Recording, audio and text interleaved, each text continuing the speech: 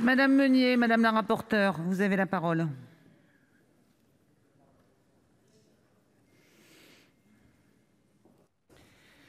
Madame la présidente, monsieur le ministre, mes chers collègues, le recours par les Françaises et les Français à l'euthanasie et au suicide assisté est une réalité, que ce soit à l'étranger ou à l'intérieur même de nos frontières. Plusieurs se rendent en effet chaque année en Belgique pour bénéficier d'une euthanasie ou en Suisse pour obtenir une assistance au suicide. Le décès, la semaine dernière, par suicide assisté en Suisse, de l'ancienne secrétaire d'État chargée des personnes âgées, Paulette Guinchard-Kunstler, est le poignant rappel d'une situation qui ne peut nous laisser indifférents, et Marie-Pierre de La Gontrie l'a fortement justifié. Tout comme l'écrivaine Anne Berthe, contrainte de solliciter en 2017 une euthanasie en Belgique, l'ultime recours de Paulette Guinchard-Kunstler nous renvoie à la détresse et l'angoisse existentielle de nombre de nos concitoyennes et concitoyens que notre législation en matière de fin de vie ne permet pas d'apaiser. Gardons également à l'esprit une autre réalité, impossible à objectiver: le nombre important de malades atteints d'une affection grave et incurable qui n'ont ni les moyens ni la force de se rendre en Belgique, au Luxembourg ou en Suisse, mais qui ne peuvent pas non plus bénéficier des dispositifs d'accompagnement de fin de vie institués par la loi Claeys-Leonetti de 2016. À ces départs à l'étranger s'ajoutent les euthanasies dites clandestines, réalisées sur notre territoire et qui existent.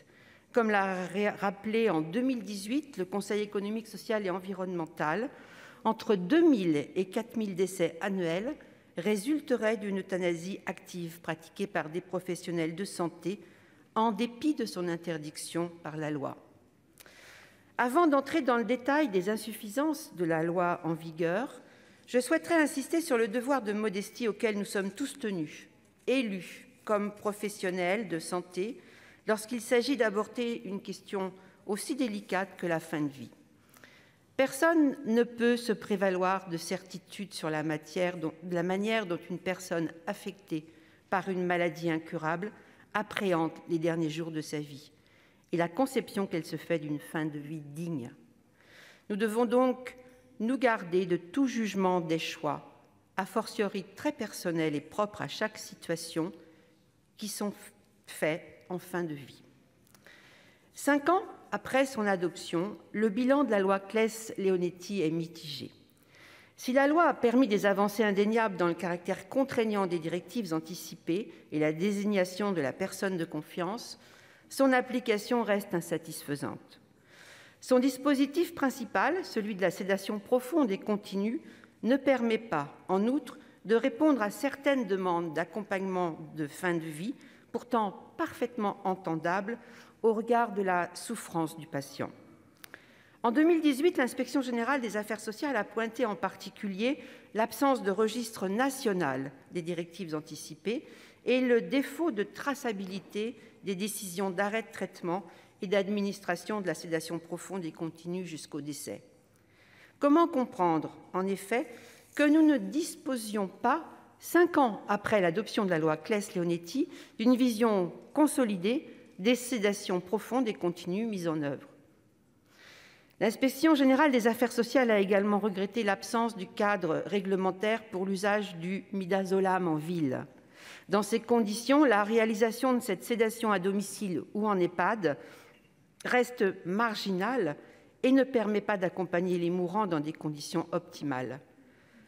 Monsieur le ministre, quand le gouvernement compte-t-il autoriser la dispensation du midazolam en ville, alors que la Haute Autorité de santé les préconise déjà depuis 2020?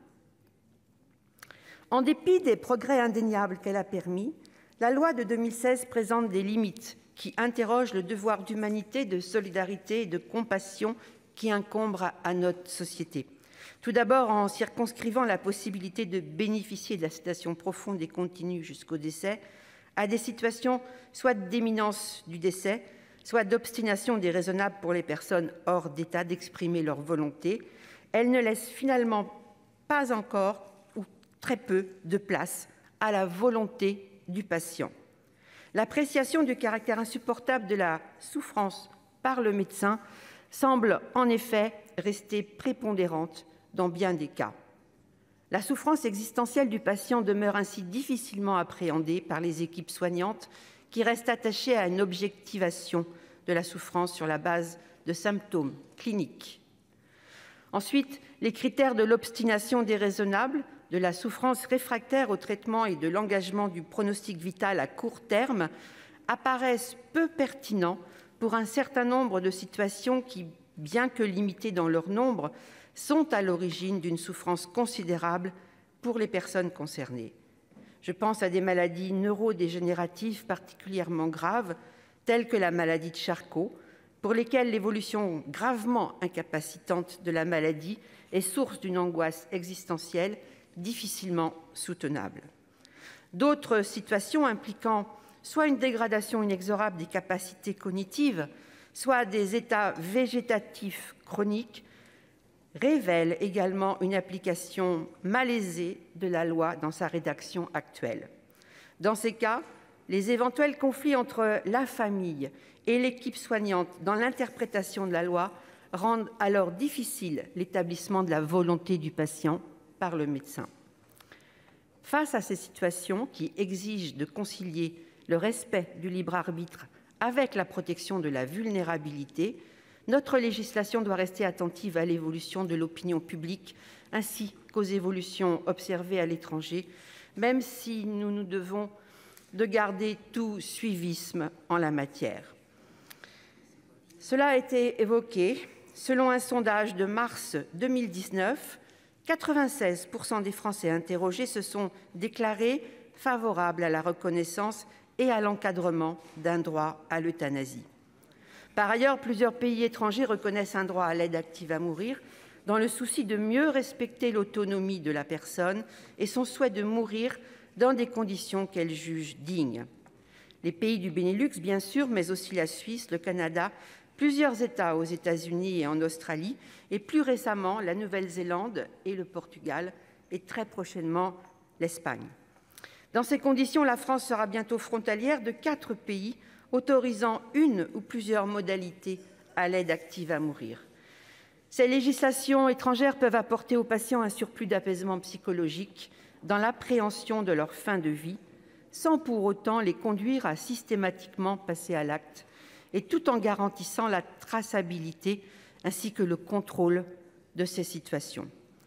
Dans ces conditions, la proposition portée par Marie-Pierre de La Gontrie consacre le droit à une fin de vie digne, en y incluant le droit à bénéficier de l'aide active à mourir, mise en œuvre par le suicide médicalement assisté ou par l'euthanasie.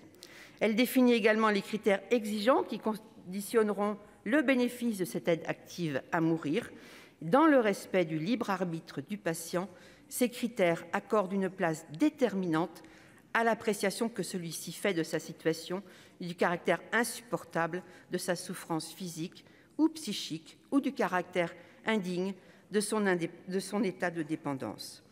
À l'instar des législations des pays du Benelux, la mise en œuvre des aides actives à mourir fera en outre l'objet d'un contrôle par une commission nationale qui en assurera la traçabilité.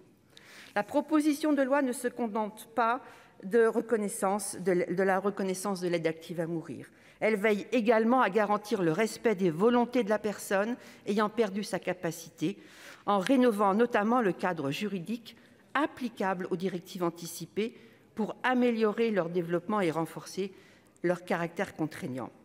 Enfin, dans le souci d'apporter une réponse globale au mal mourir en France, la proposition de loi entend rendre effectif un droit universel à l'accès aux soins palliatifs et à un accompagnement en tout point du territoire dans un délai de 3 ans à compter de la publication de la loi.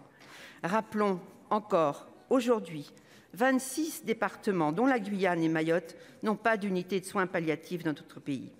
Mes chers collègues, si la commission des affaires sociales a rejeté le texte, Je vous invite à titre personnel à débattre de ces dispositions et à l'adopter. Cette proposition de loi poursuit en effet un objectif qui, à mon sens, est susceptible de nous rassembler : garantir à toutes et à tous, enfin, le droit à mourir dans la dignité. Je vous remercie.